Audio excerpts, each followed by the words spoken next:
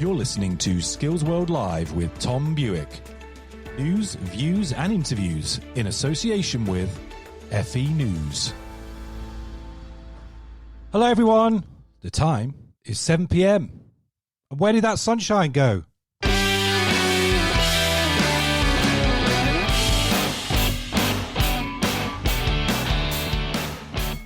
Have no fear.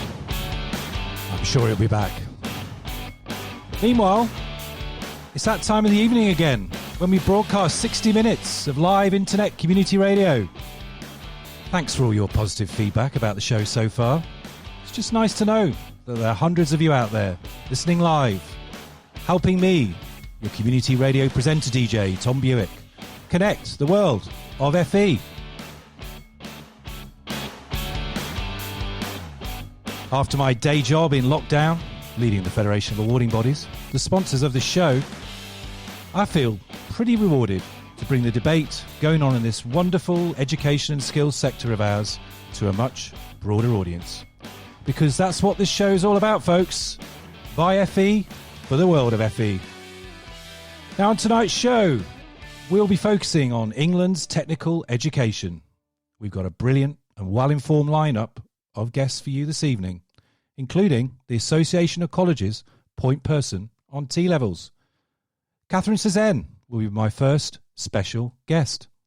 I'll be talking as well to a college principal from the West Country. Don't know about you, but I've got very fond memories of school holidays in Weston-super-Mare. The well-known Gatsby Foundation will be sharing some of its research and insights with us.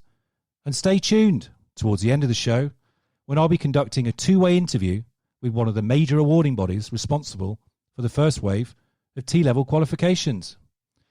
And a college in the Skills Ministers' constituency, Fareham.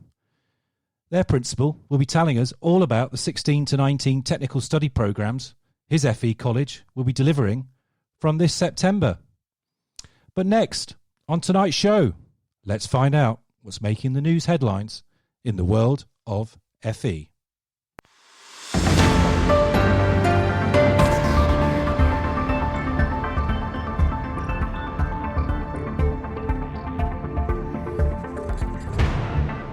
The Department for Education has announced that it will no longer be publishing monthly apprenticeship starts because of the coronavirus crisis. The .gov website reported this morning that while it was cancelling all in-year releases, it was also consulting on publishing details about the impact of the virus on apprenticeship starts in November. The announcement has caused a major row in the FE sector, with representatives saying that the data is readily accessible and collected by government agencies already, so the data should be published. The new Shadow Minister for Apprenticeships, Toby Perkins, has also criticised the move, saying that he was urgently writing to ministers.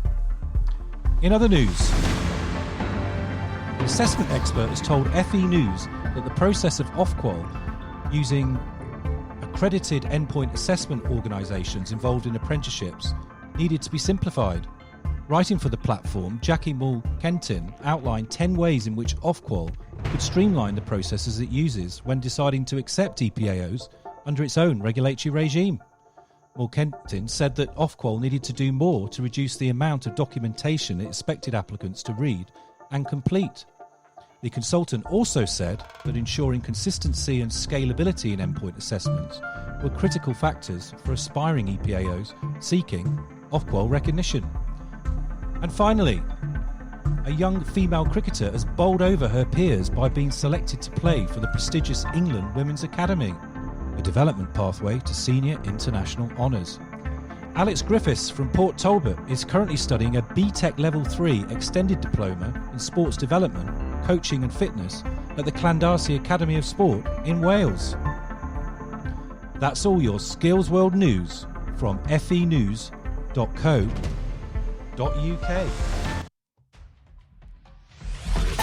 Contact us at Skills World Live.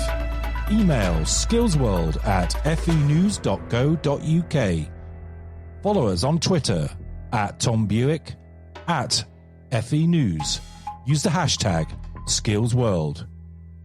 Call us on 02032 900 111. That's 02032 900 111.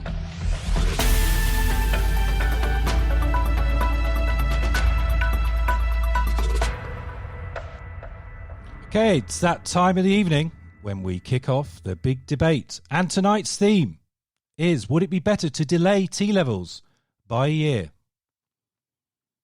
For tonight, we are focusing on England's technical education system. Is it up to scratch? It's a question policymakers have been asking themselves for over 150 years. That's right, as long ago as 1882, the Member of Parliament for Banbury, Bernard Samuelson, the son of a German engineer, led a royal commission looking into the woeful state of Britain's system of technical and scientific instruction. As continental leaders like Bismarck were busy investing in new welfare states, including state-of-the-art technical colleges, what were the jolly old English doing? Well, we were looking enviously across the channel at our German friends, just like we do now. And while we were admiring how Germany seems to combine world-class industrial competitiveness with strong systems of technical education and apprenticeships, what was Britain proposing in the 1880s to solve the skills gap? Answer: a whiskey tax. For all the hard work of Sir Bernard's Royal Commission on Technical Instruction, the best the old fella could manage out of those Treasury mandarins was an increase in the alcoholic spirits levy. I kid you not. The levy was raised to help local authorities set up the first further education colleges. Some of them are still with us today. That's right, folks. While Bismarck was saying von Sprung durch Technik, you like my German there, the British working and industrial classes were being encouraged to become a nation of alcoholics. Fast forward to the 21st century, and the government says it'll all be different this time. The new T-level qualifications really will be the gold standard, just as those academic A-levels are perceived by the sharp-elbowed middle-class parents in Chichester. The first 3 T-levels are planned for delivery this September, despite the former Perm Sec at the Department for Education saying it might be better to launch them in September 2021. With the impact of COVID-19, there have been some voices in the skills sector recently making the same point.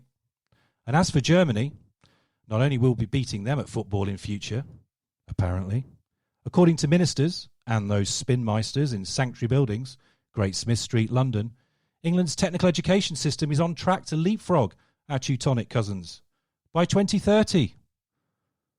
After this musical break, I'll be subjecting all this hyperbole to some good old Skills World critical analysis.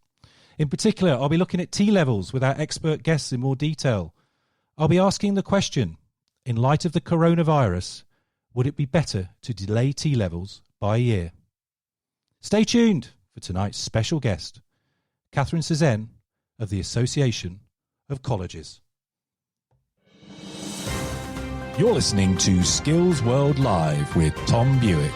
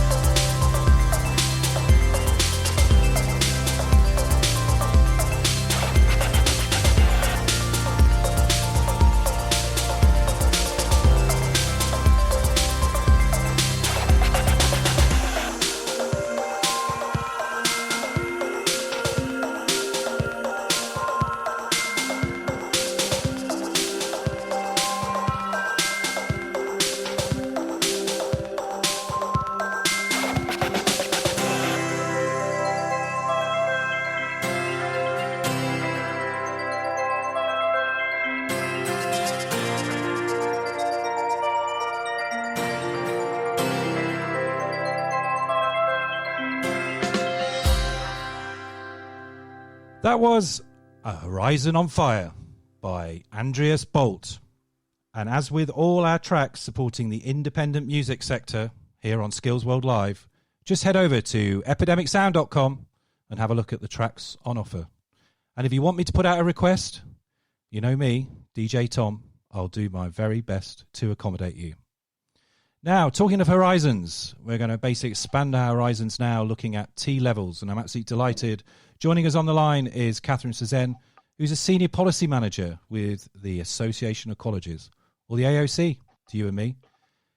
Catherine, welcome to the show. Hello there, Tom. How are you doing? Very well, thanks. A bit annoyed about the sunshine going away, but hey, can't have everything, can you? No, you can't. And the gardens need a bit of rain. Well, at least mine did. So. Do you know what? My partner said that to me when I was moaning about the sun going away this morning. That's very true. Catherine, absolutely. Can you start by telling us the policy intent behind T-levels? Yes. So we have to go back quite a long way, actually, to 2016 and the skills plan. And there it was looking at productivity and the skills gaps that there are in the country, particularly at levels 4 and 5. And it was felt that in order to feed into levels 4 and 5, that there was a need to relook at level 3 technical qualifications. So that's where we got T-levels. So it's all about filling skills gaps in subjects such as engineering, construction, agriculture, animal care, right across the board. That's right. And look, before the break, I was having a bit of mild fun with just how long as a country we've been focused on this issue and how, you know, different governments over the decades have really grappled with the perceived poor standard of technical and vocational education in this country. What makes you think, though, that ministers are right and things really will be different this time? So I think the interesting thing about the T-level is that it is a very different product in the fact that it has the industry placement, which from evidence from students is very, very attractive in order to get an experience of the workplace, find out what it's actually all about. So I think that will make it stand out. But I mean, T-levels obviously are a qualification, but interestingly, unlike A-levels, T-levels are qualifications effectively owned by the state. Of course, awarding bodies like CASH NCFE, who of course I'll be talking to later on the programme, are very closely involved in developing the content around T-levels. But do you think parents will mind the fact that T-levels will ultimately be government qualifications and not certified by bodies that have, well, shall we say, a long track record in technical education? Well, obviously, Ofqual will still regulate the technical qualification. So I think that's something important to bear in mind. I think what parents and carers and students are looking for is the opportunity in the product. I think that's what they're going to be focusing on. Does it meet their needs? Will it help them to get into the job that they really want to progress onto? Will it help them to progress onto a level 4-5 qualification or to go on and get a degree? Right. So I think as a parent or carer, that's probably the key focus. Right. I mean, do you think the key benchmark of success for T-levels, unlike academic A-levels, which have always been seen really as a progression onto further and higher education, is it skilled employment? Is that the destination for the majority of the cohorts that we hope will go through the T-level programme?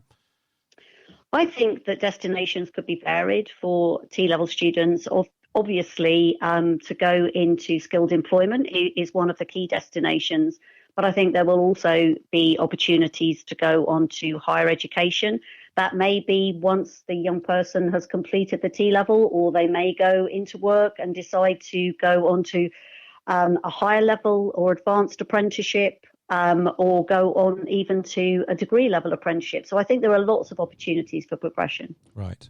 The Treasury nationally, of course, has earmarked something like £500 million for the T-level programme. And it's a lot of money that's going to be predominantly distributed via those FE colleges that deliver the T-levels and the waves of T-levels that are expected to come over the next few years.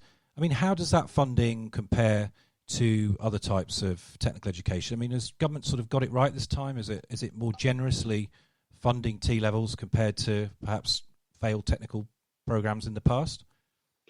I'd like to think that the government has perhaps learnt from previous initiatives in order to. Diplomas. Yeah. I don't even want to go. I don't even want to go there. I don't either. I sat in a room trying to work on a design for one of those, so I don't want to go there particularly. Okay. No, I don't know. But I think in this instance, perhaps learning from previous initiatives, and also the understanding that actually, if you are going to introduce a new program to the market, actually you need to invest in CPD. You need to invest in facilities. You need to be able to train staff appropriately. You need to invest in the ability to attract students onto the most appropriate qualification for them. And I think that's really very, very important. So I think the investment and the investment particularly in FE and skills is to be applauded. In the last 6 weeks, as we all know, and particularly with the lockdown, the world has changed. I mean, tonight's theme was just asking the question, would it be better to delay T-levels by a year? I referenced there the former Permanent Secretary's view that they should be perhaps delivered from September next year. Where is the AOC on that position? So we've been out and spoken to a large number of the 2020 T-level providers. It's 30 of those, isn't there? Yeah. And the vast majority are really keen to get going. So they've got the specifications in their hands now.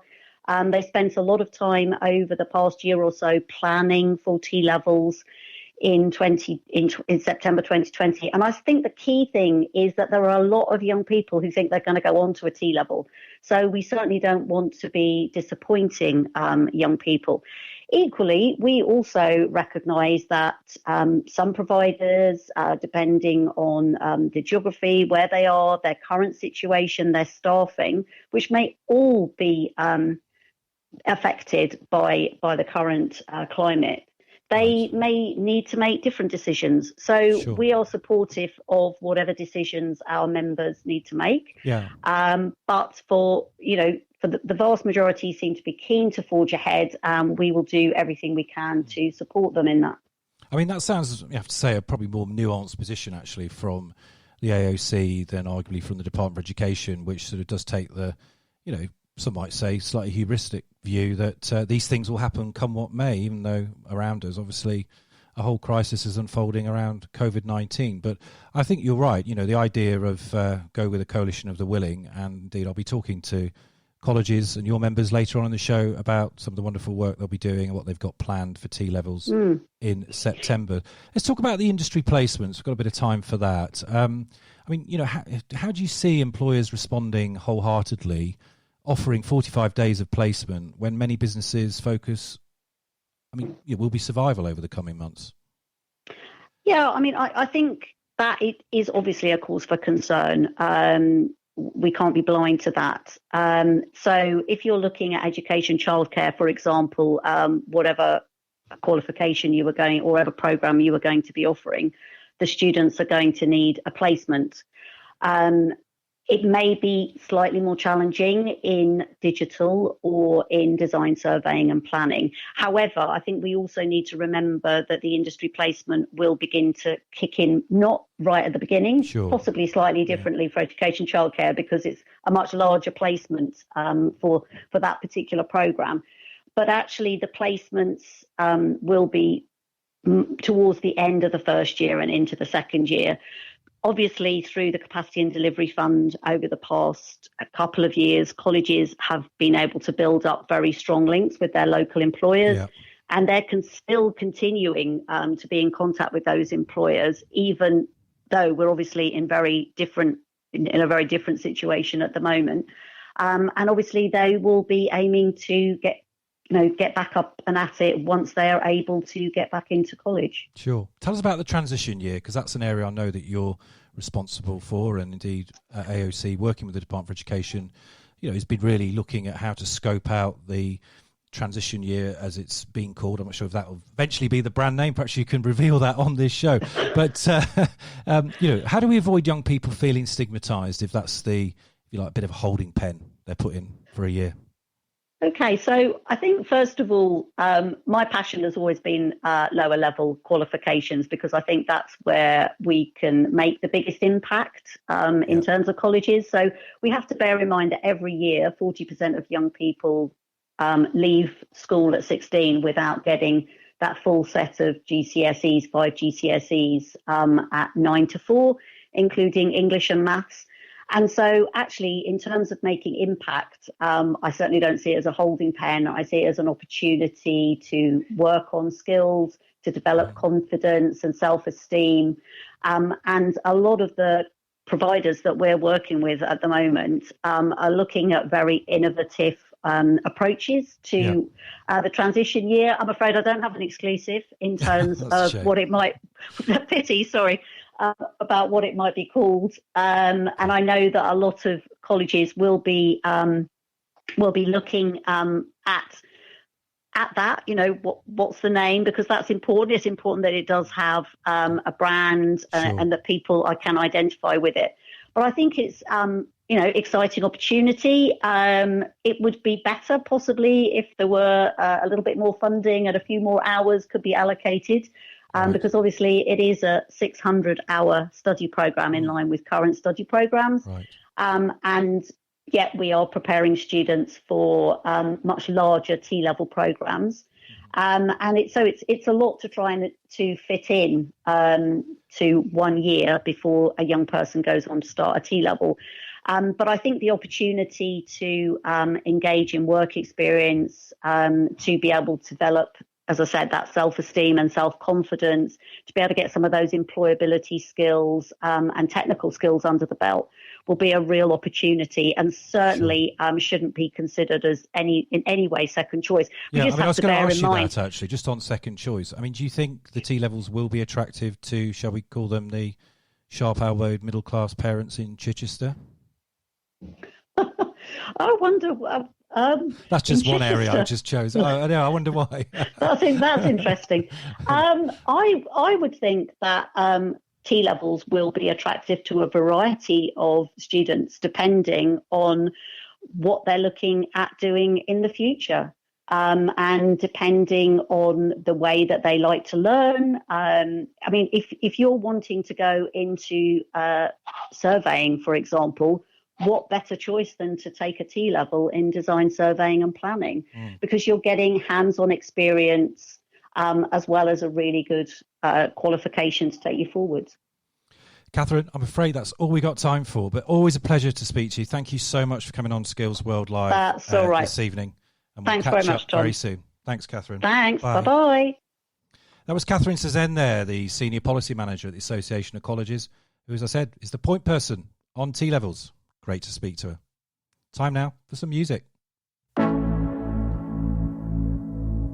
Big fan of Thomas Skedelberg, or I've become one since doing this show. Here's a track by him called Let Me Know in Time.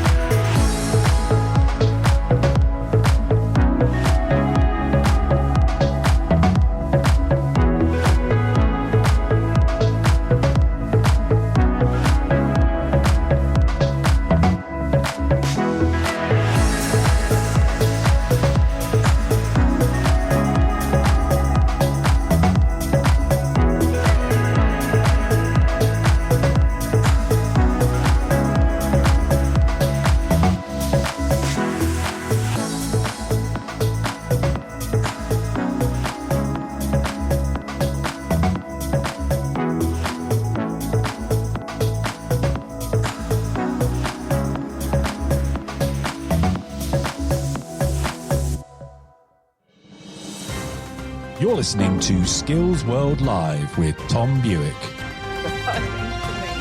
Yeah, that was good. Okay, stop chatting there at the back. That's Paul Phillips and Jenifer Burden I can hear. Right, you're live now in the studio. Principal at Weston College, Paul Phillips, welcome to Skills World Live, and Jenifer Burden, Director of Programmes at the Gatsby Foundation. Thanks for joining both. Hello, thank you. Great. It's all right. I didn't mean to chastise you there, but obviously you got to know each other offline. Brilliant. Paul, can you tell us about your involvement in T-levels at your college? Are you doing all three T-levels in digital, construction, education and childcare in Wave 1? No, we chose just to actually go for one, so we've been going for the digital. We felt that was where there was a clear demand locally and regionally. Okay, well, digital's obviously big now. We're all in lockdown. Can't get out anywhere. Yeah. That's why I'm having to do a community radio show from my spare bedroom in Sussex. So what sort of skills then will your students be able to learn in terms of digital, and how will it help them progress into skilled employment?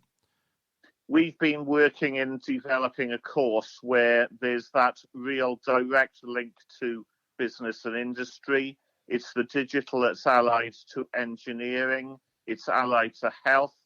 And it's giving them that exposure to industry, real life projects set by the industry themselves, and having the link with the placement from day one.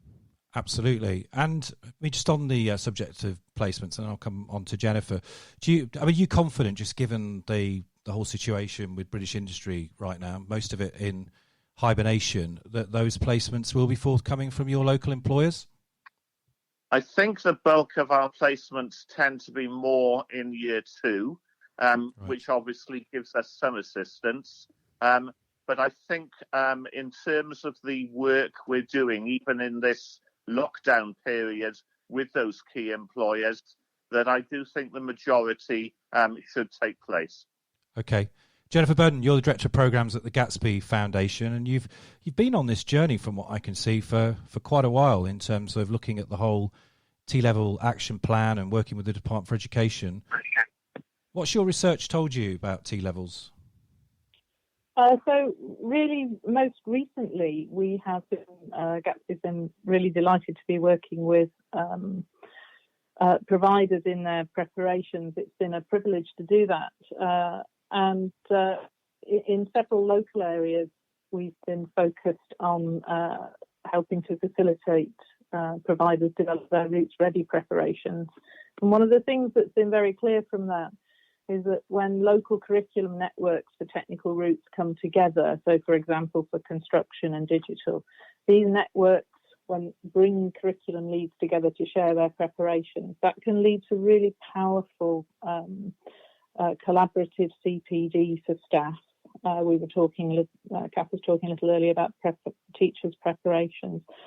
Just to illustrate this, in the West Midlands colleges in their curriculum networks have completed an audit of professional development staff, have identified that they wanted for T-levels, and that has been satisfied either drawing directly from the colleges themselves or bringing in local employers. So the collaborative work that's gone on to prepare for the introduction T-levels has been really very powerful.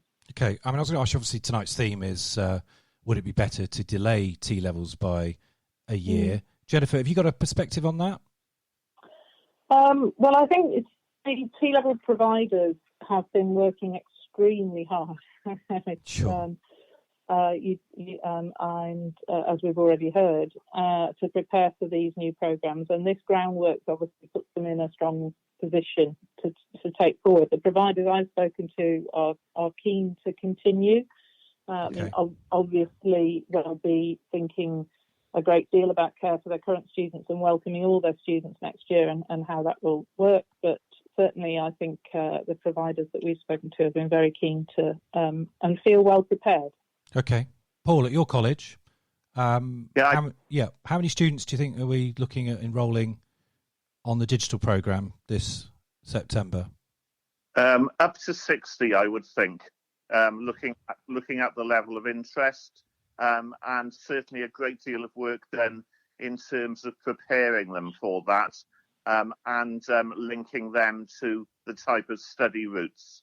Okay. I mean, you talked earlier about the importance of the industry connections. What sort of typically, in terms of placements around digital, what sort of placements do you expect your students to be doing when they get going?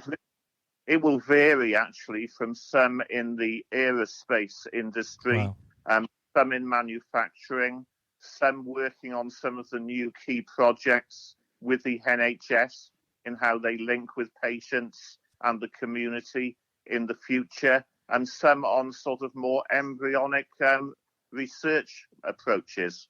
Okay. Now, ministers have made no secret that they want to be at least as good, if not better, than Germany's technical education system by the end of the decade. Jenifer, do you think that is a realistic ambition, and B, should we always be comparing ourselves to Germany? Don't you think there's some very good things already going on in our own system? Leading question. Yes, and I think the review of technical education was clear to highlight that there is strong practice here. And internationally, we can learn a lot about technical education. Okay. For example, industry placements are a highly valued element of technical education, for example, in other countries, and we know that they are very valued by students here. I'm particularly keen as that, as Kath mentioned earlier, as part of their programme. So we can learn, I think, from other countries and reflect on our own journey and where we want to be, and building on the strong practice that we have. Paul, what's your perspective on should we beat the Germans, other than at football occasionally? I think we can, as we've just heard, we can learn from other countries. I think actually, though, when I look at my own college, and I've got, in terms of 16 to 19 learners, about 3,600, and I see them already massively benefiting from vocational education and A-levels, and a phenomenal progression both to employment and university, whether A-level or vocational. I think that. Yeah, I was going to ask you that. I heard a speech actually by the previous Secretary of State, Damien Hines, at Battersea, I think just over a year ago now, when he talked about the key benchmark of success for T-levels would be progression onto skilled employment. Do you think he's right on that, or he was right on that, or do you see it more of a hybrid model between progression onto further and higher education and skilled employment? Jenifer, let's get your view on that first. So I think skilled employment is a strong destination outcome for students, be that onto an apprenticeship or into other form of employment. Right. So as a percentage, would you take a stab at sort of, of the cohort? What are we talking about? 50, 60% onto skilled employment, or I wouldn't like to. I wouldn't like to put a figure on that. I think it's important that young people understand their progression opportunities, and they may make a decision to move into higher technical education, for example. Okay. And that those opportunities are open to them. Right. What's your view on that, Paul? Are you willing to take a punt on a percentage of your students that will go directly into skilled employment compared to progression onto higher education? I would say we're probably talking 65-35 into the employment. Right, 65 being skilled employment, 35 being. I would say that the employers we're looking at in terms of the work placement are offering such phenomenal training routes that there's going to be a massive attraction to go directly into the employment. Mm-hmm. Paul, could I ask you a sort of COVID-19 related question? I mean, I wasn't joking when I said earlier, I have got many fond memories of camping in and around Weston-super-Mare, not just as a child, but as an adult, taking my own children to that area too. Beautiful part of the world. But what effect has the lockdown had on your local community and businesses in places like Weston-super-Mare? I think it's dramatically hit the sort of tourism industry in Weston-super-Mare. If we go further afield and we look at the engineering, manufacturing, we've seen recently quite a bit of furloughing of staff, but at the same time we've managed to retain, I would say, a very high proportion of apprentices from those different areas. That's positive, because a lot of the sort of gloom, I think, around the sector at the moment, understandably. And of course, our news bulletin earlier, we referenced the fact that the government's decided not to even publish starts for the foreseeable future, presumably because it thinks they're going to go off a cliff. But you sound more positive about the apprenticeship system than that. Yeah, I think to be honest, we tend, probably the bulk of our work is with major levy employers. But I have to be honest that for me, both T-levels and general education, we can't use this COVID-19 as an excuse. It's got to be we're going to go back to very, very different colleges shortly. Yeah. And everything will change. So we've just got to grab the nettle, and there'll be different nettles, I'm sure. Indeed. Jenifer, let's just finish with you. T-levels as a whole concept, of course, were devised by the Sainsbury panel, and it was a different time, arguably, for the economy. We hadn't Brexited. We certainly hadn't faced this coronavirus challenge with, if the OBR is correct, potentially up to a third of our GDP could fall in the next 12 months, resulting in a massive, massive spike, at least initially, in youth and adult unemployment. Do you think there's a danger that T-levels could just get absolutely swamped by another part of government, including the Department for Education, but DWP, Work and Pensions, just wanting to deal with effectively an unemployment crisis? I think that T-levels are now as much, if not a more important part of post-16 education in terms of building the very high quality technical education that we want to see. So no, I don't see that as a challenge. I think. So you think they're definitely here to stay, whatever the crisis? Absolutely, they are. T-levels offer a great opportunity for young people into strong careers, and that's ever critical. Okay. Dr. Paul Phillips, Principal at Weston College, Jenifer Burden, Director of Programmes at the Gatsby Foundation. Thank you very much for sparing your time this evening. Thank you. Thank you. Call us today at Skills World Live. Dial 02032 900 111. Okay, so you hit it here first. T-levels are definitely here to stay. Right, on to our next track now. It's called About to Explode. Back after the break with Julie Hyde, Cash NCFE, Andrew Kaye, Fareham College. Stay tuned for more debate on Skills World Live. But I rose up from the ground, just like I was spellbound. All the odds were against me, so I picked up the pace, and now I'm in the race. Give me some space.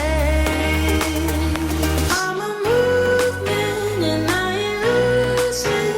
Gonna go, go, go, go, like a bullet. Don't take no bullshit. You should know.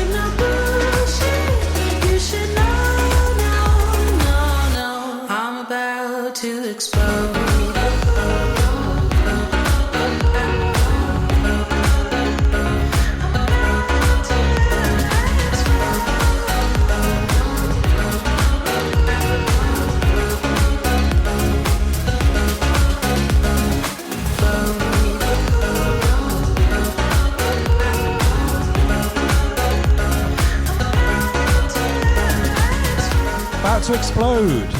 That's by Daxton. I think we played one of their tracks before on the show as well. Anyway, let's continue with this discussion on T-levels. Joining me on the line is Andrew Kaye, who's the CEO and principal of Fareham College. I had hoped to also get in touch with my colleague Julie Hyde, but for some reason her phone's not answering. However, we've got Andrew to continue the discussion. He's a principal at Fareham College. How's things down in Fareham this evening, Andrew? Yeah, everything's good. It's not as sunny as it was last week, but No, we're indeed. I was lamenting that fact earlier. Mind you, we can't complain, can we? We've had a pretty good run of it. I mean, it's probably, compared to what April's usually like, which is April showers, it was incredibly dry, wasn't it? Yeah, it's very good. It's good. Now, tell us about your T-level journey. Why is Fareham College so involved in the programme? So I think Fareham College has always been very proudly professional and technical education, and we've had a long-standing good relationship with employers in the region, and we've delivered apprenticeships for a number of years. So it was quite a logical next step for us to get involved with T-levels early on. So we're certainly an advocate of this new curriculum offer. Yeah. I mean, in terms of access to skilled employment then, I mean, how valuable a programme will it be? And of the three T-levels this September, which ones then are you focusing on? So we'll be delivering digital and early years education from September. Right. Big demand, I would have thought, for both of those. Yeah, so early years education is quite a familiar programme to many further education colleges, of course, and it's very similar in its structure and content, and the industry placement is very familiar. So that's a relatively easy transition from one to the other. Right. And the digital is very exciting to be involved in, because the new curriculum, the specification that's been developed is very contemporary. It's very up to date and being. And give me some developed. examples. I mean, when you say contemporary, what kind of sort of contemporary things then are students going to be working on, which will make them presumably either attractive to employers or attractive to go on and do higher level technical study, perhaps level 4 or 5, or even going into a university programme? Yeah, so it's got IT infrastructure and coding. It's got systems analysis and design. The employer-led project it starts off with project management techniques, developing project design and testing. So they develop those skills that they're going to need in employment. So I think it's quite exciting from that point of view. Sure. And do you think, given the obviously the lockdown situation has really put a premium on virtual premium digital skills, I would have thought. I mean, is that an area of the economy, particularly around where you are in Fareham, that will perhaps develop more in the future? Yeah. There's digital is embedded in every business, isn't it? Large or small, but locally there are also specific IT companies as well. There's a gaming industry in the region. There's network support companies. And then there's big businesses as well. Cisco and IBM are relatively close by, or certainly offices of those companies are. But I think that employer involvement is a really important part of the development of these programs. Yeah. So we've been doing the Capacity and Development Fund, as have many other colleges, and that's enabled us to get a team together who can link in with these employers and get the industry placements up and running. So I think we'll hit the ground running next year, without doubt. Yeah. When you say next year, then, are you not part of the first wave of T-levels? Next academic, yeah. Of course, next academic. And given that was the theme of tonight's show, should they be delayed by a year? I take it no, firmly in the camp of no, they shouldn't, and you're raring to go at Fareham College. I'm very firmly in the camp that they shouldn't be delayed. And actually, I was a bit sceptical about the title, saying should they be delayed. But I was reassured to hear every one of your other guests is with the same view. I think having invested so much time and energy over the last 2, 3, maybe more years, getting to where we are with only 16 weeks to go, it would be really disappointing to think that the sector isn't behind this initiative. Plus, as well, I mean, we are obviously talking about relatively low enrolment, so it's a program that's going to start small. There are subsequent waves, aren't there, coming through, and presumably those cohorts will grow. I mean, when the full panoply of T levels is available, and your college obviously make decisions as to how many of the 24 T-levels eventually that you will be offering to students. What kind of proportion or percentage do you see of your enrolments being on T-levels as opposed to, say, A-levels or indeed any other vocational technical qualifications? So as a college, the large majority of our students, more than 60% are level 3 programs. We don't offer any A-levels, so we have a fairly clear decision to make there. So we don't have that challenge where some colleges might have in advising one student against an A-level or a T-level. We are very much on that professional and technical side, and also very heavily involved in apprenticeships. So that's the ethos of our college. Right. So very work focused then, work based. Yeah, very work focused, and those employer links are critical to the work that we do. I think when it comes to rolling them out, there'll be decisions to make about some T-level specialisms that we. Have we still got you? Looks like we have lost Andrew on the line. Hopefully he'll come back. Andrew, are you there? Not to worry. We'll go straight to a track, shall we? And see if we can get Andrew back on the line.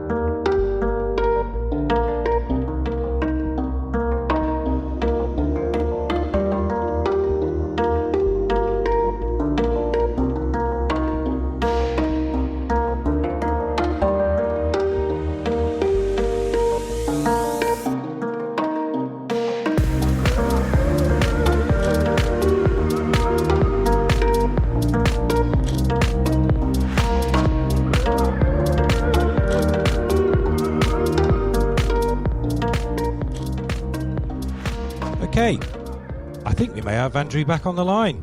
Andrew, you with us again? Hi. Yeah, I'm back. Sorry about that. I don't know what happened. That's all right. Too many clouds in the sky. I think what I was saying is that when you get to some of the specialisms for T-levels, particularly in health, for example, they get very specialised. You've got optometry and metrology and all sorts. So working in groups of colleges, it'll be important to collaborate and decide who takes which specialisms. Otherwise, there is a risk of very small numbers in some of these programs. Sure.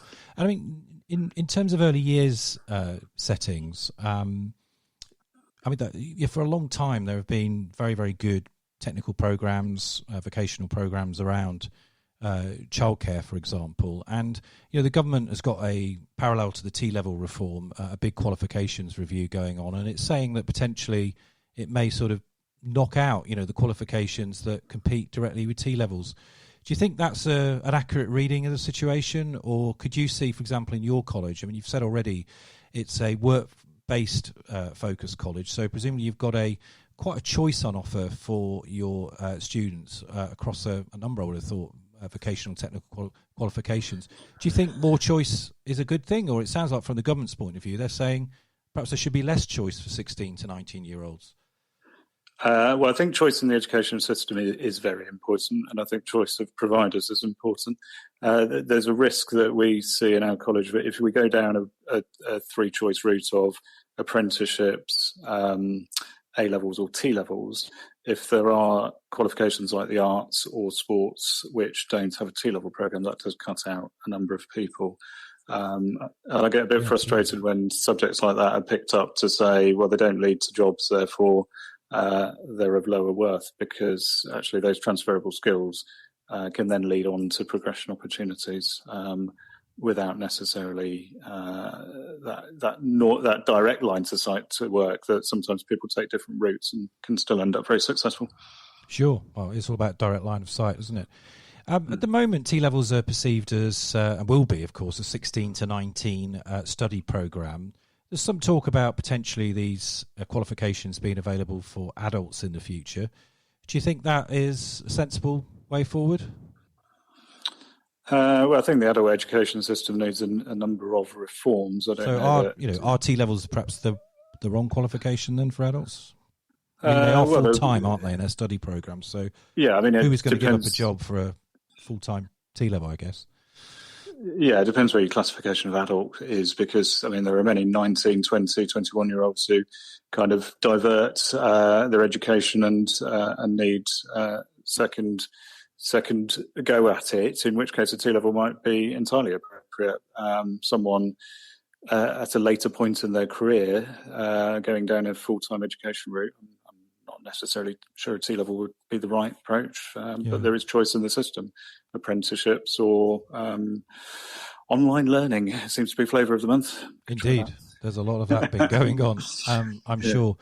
Final question then for you, looking beyond sort of T-levels and thinking about your college and obviously the impact of COVID-19, what's sort of occupying your brain space about the future for Fareham College as you kind of come to grips really with the lockdown, the unfolding crisis, and eventually, one hopes, getting the students back on campus? Yeah, I mean, I'm desperate to open the doors again, but as they say on the daily briefing, we'll be led by the science as to when that is. I mean, realistically, I can't see us having any full-time classes back in this side of September.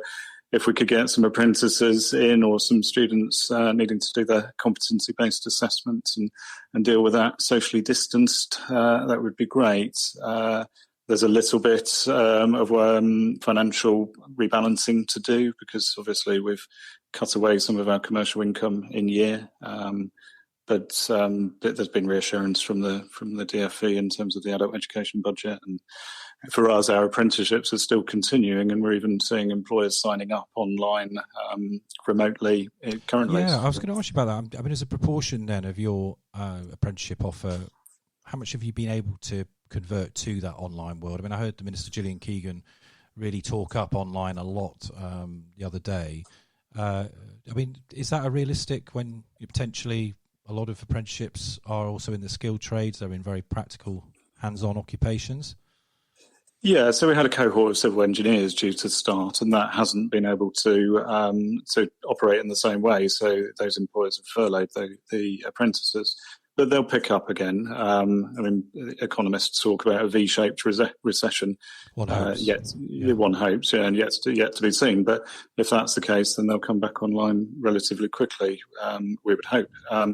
The apprenticeships like leadership and management, project management, business administration, they're all continuing online quite effectively. The trades are always going to be a bit more challenging.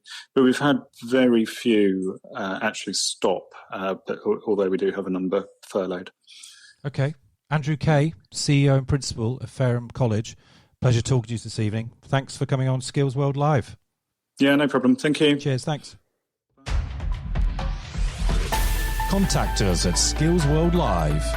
Email skillsworld@fenews.co.uk. Follow us on Twitter @Tom Bewick, @FENews. Use the hashtag SkillsWorld. Call us on 02032 900 111.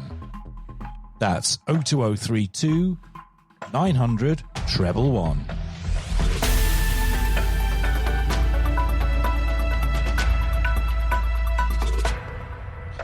Just time now to fit in one final track, and then we'll close the show. Thought we should get a little bit experimental now. It's called My New Dentist. Check this one out.